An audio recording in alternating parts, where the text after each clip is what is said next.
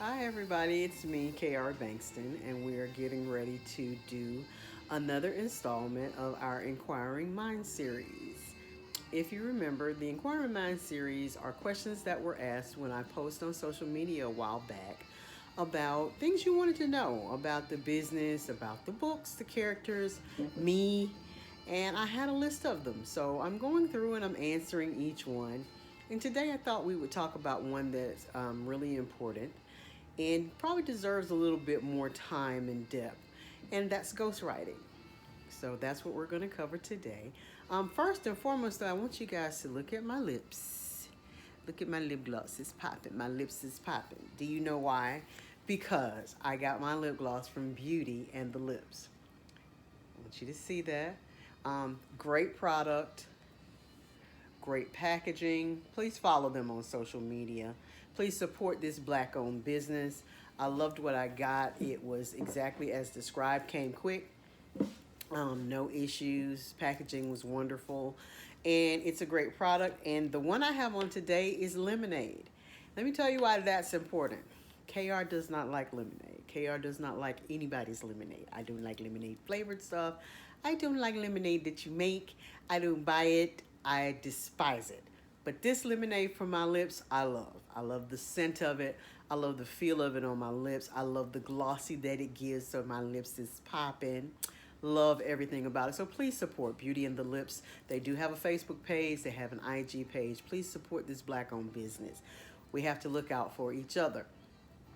Secondly, a quick little thing, shout out to my partner, author Elizabeth LaShawn. We have just secured our location for the 2021 Literary Evolution. Yay! We're going to be making more information and announcements available soon, and you'll be able to register. It's going to be a whole different ball game this year. Not going to do the usual, come out and author table sales and that kind of thing. It's going to be a whole conference. We're going to start that Friday, and we'll be there that Friday, that Saturday, and of course we'll end that Sunday. That'll be the day everybody says goodbye and heads home. But it's going to be a lot of fun. We're going to have panels, and we have some great panelists that have already committed, and you're going to love them.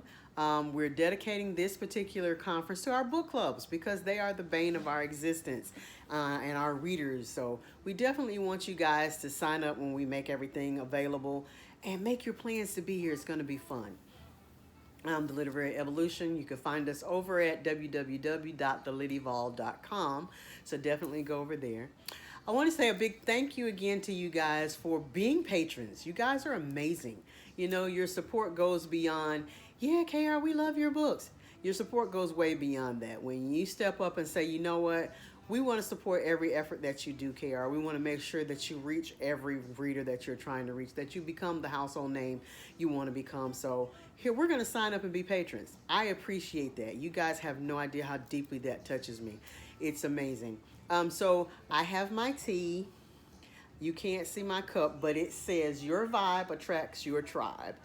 Today's tea is by Bigelow. It is called Peach, Ginger, and Turmeric. That's what's in this one. But I'm a tea person. I like all kinds of different teas. As y'all can see, it's hot. It is steaming, so there actually is something in the cup. Fog the glasses up so you know it's hot. But I love tea. I have all kinds of different teas. I even have the little thing where I can get the loose tea and brew it. So I had to give up coffee a few years ago. So I have learned to love tea, and I love all kinds of teas, but normally I have to get decaf teas because decaf has me bouncing all over the walls. So I tend to keep that as much out of my diet as I can. So anyway, let's get into it. Today we're going to talk about ghostwriting. And everything that we talk about with ghostwriting is going to be how KR does it, from KR's perspective and how KR works ghostwriting. There are three types of ghostwriting dealing with me, and in general, honestly. There are the consultative ghostwriting, there's the partner ghostwriting, and there's the solo ghostwriting. So we're going to talk about all three, and of course we'll start with the consultative ghostwriting. That is simply a fancy way of saying I'm going to be your consultant on this project, and I'm not going to do any of the writing, I'm not going to do any of the research, any of that, but I am going to guide you through it. I am going to have conversations with you and answer your questions and get you through it because you're going to write this book. You have determined you want to write the book. You just need somebody to guide you through it.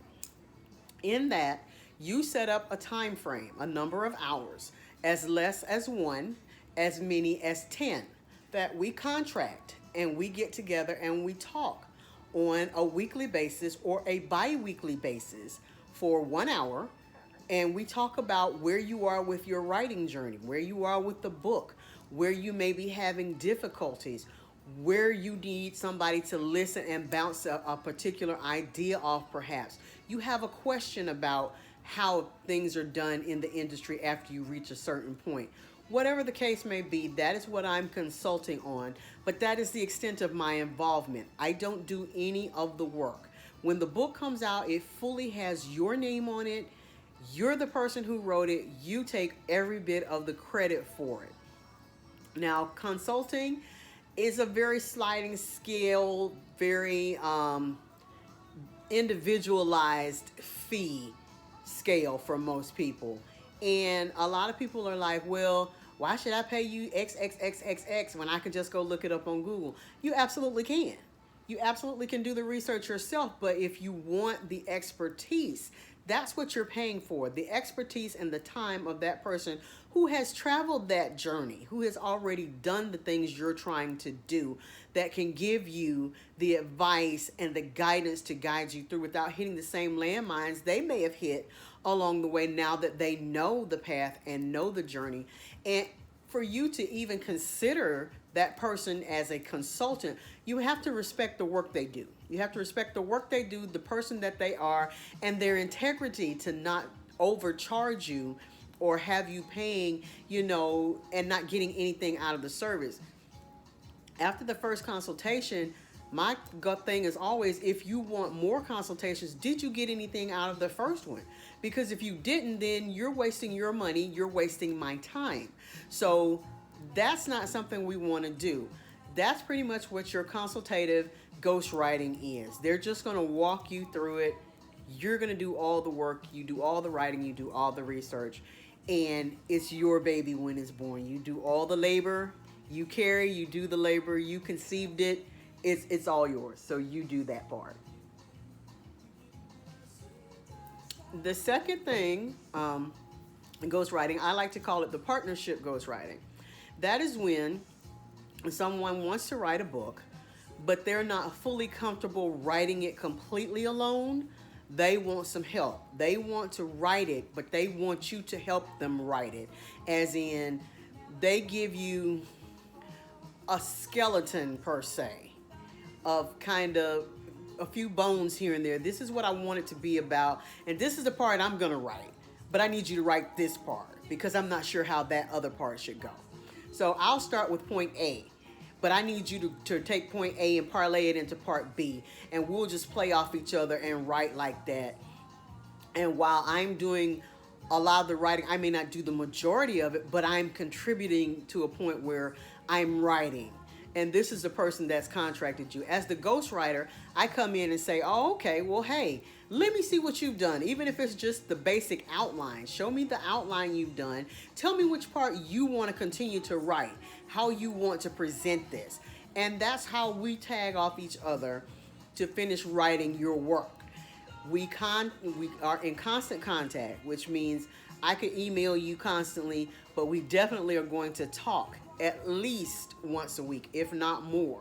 We're going to talk via video so that you can see me, so that I can see you, so that we can understand the nuances of what's being said, and we're both on the same page of what we want to do. At the end, the choice is always still, even with the partnership, the choice would be, do you want my name to appear on this book as ghostwritten with or partnered with? Or is it going to be all your name?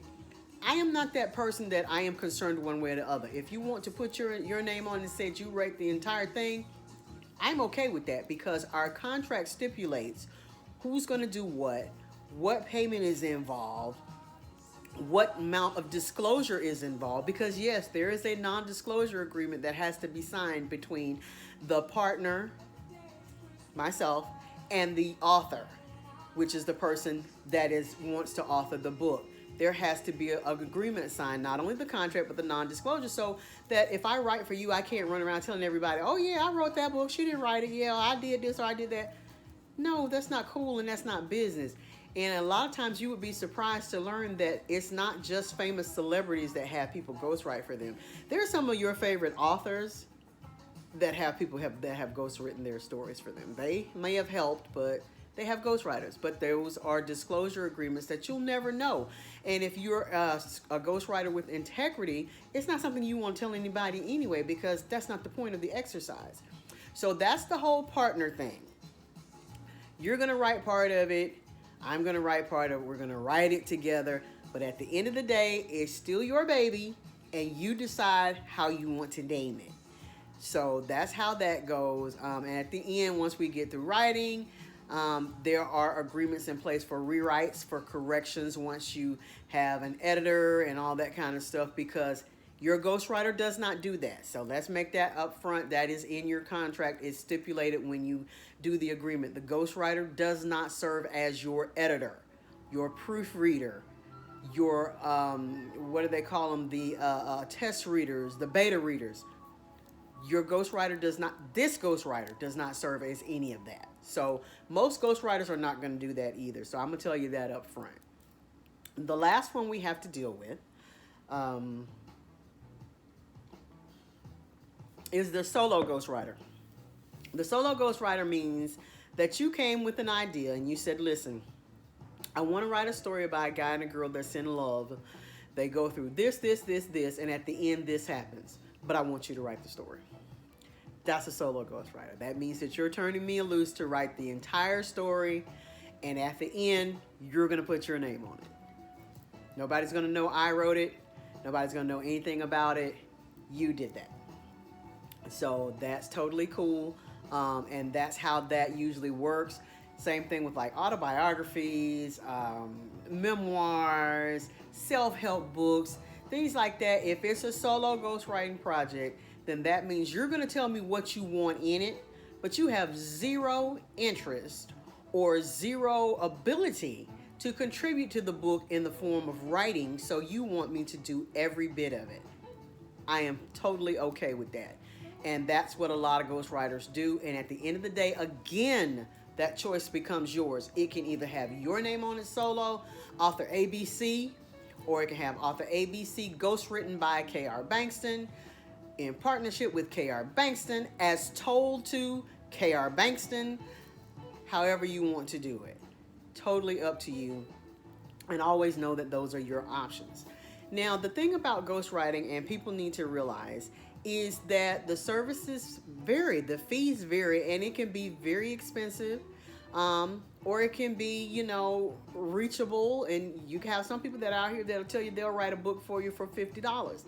I'm going to tell you up front, if somebody comes to you and says they can write a whole book for $50, you better run really, really fast, because it's going to be garbage, and they're going to ruin your name before you ever get started.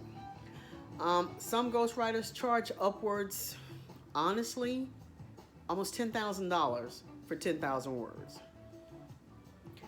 But of course, KR doesn't charge that. I'm not going to tell you what my prices are, but they're reasonable. If we have that conversation, then yes, of course, I tell you everything up front. But as general knowledge, no, because ghostwriting is very personal.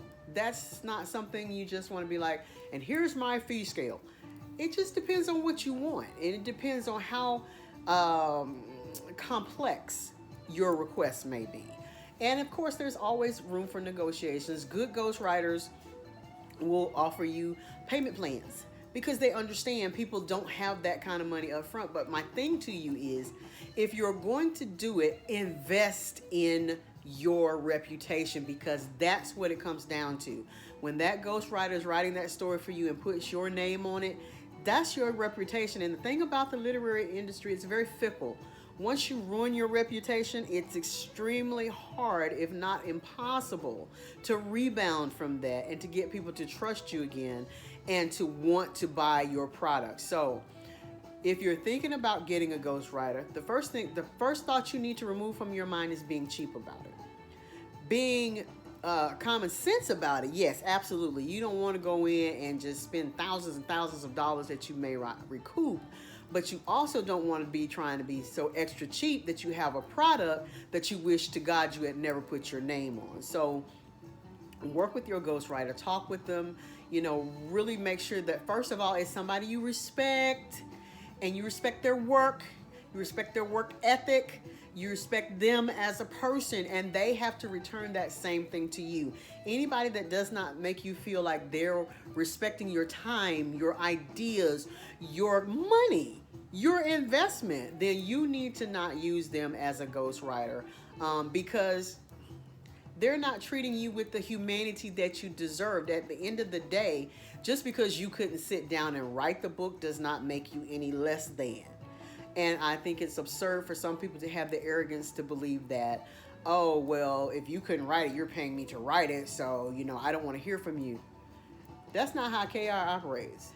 If this is your baby, we're making sure that your baby gets here, that it's dressed the way you want it, it's presented the way you want it, it's named the way you want it, and that everybody that touches it just feels the same way about it that you want to happen. You want them to enjoy your story, to say, oh my God, this is amazing, to tell their friends, to push it out for everybody else. So that's the thing about ghostwriting, and that answers the question, because the question was, KR, would you ghostwrite my story for me? So that answers your question and explains to you the 3 different types of ghostwriting. So if you're sitting out there and you decide, oh, I've always wanted to write a book, but I just didn't think I could. Now you have 3 different ways that you can get that book written. I would hope that you would reach out to me and let's make it happen. But if not, and you find somebody else that you're more comfortable with, I'm okay with that too. Just make sure that your dream, your vision is what comes to pass when it finally is ended. When the end is written on that story, make sure it's the story that you actually wanted to happen. And when you're doing the contracts and the negotiations, ask questions. Ask lots of questions. The only thing I tell people all the time, the only stupid question is the one you didn't ask.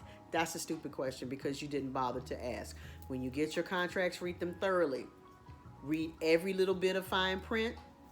Your ghostwriter should never lay claim to your copyrights, never lay claim to any of your books or any of the proceeds from your books unless that is already absolutely stipulated in your contract. Ghostwriting normally is a contract to produce your product. After that, you and the ghostwriter really do not have any ties most of the time. There are different circumstances and people do different things. That's all well and good, but I am telling you, any contract you enter into where you're going to sign and money is going to be exchanged for services or goods, make sure you read the entire contract. So that's it for now. I hope that really answered you guys' questions. This is the Inquiring Minds series. I am author KR Bankston. Please visit me on my website, krbankstononline.com, for all your shopping needs. You can also download a free book while you're there. It's called One of the Boys. It will introduce you to my work if you've never heard of who I am. So please share with everyone. Share the information with your friends, with your family. Share the books with your friends and your families. I appreciate you guys. Oh, and I have a question. Everybody else has a name for their group. And you guys, I always call you my crew.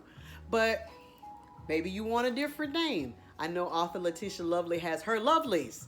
And then we have some other authors that have their groups and their supporters that they name different things. So if you want to be called something else, let me know. Let's find something unique that we can just have uniquely to KR Banks's supporters and readers, and we'll go with that. And so, as always, I bid you the best. Nothing but grace and blessings. And hey, if you give me a chance, I promise, and I bet I can make you love a bad guy. Have a great day, people.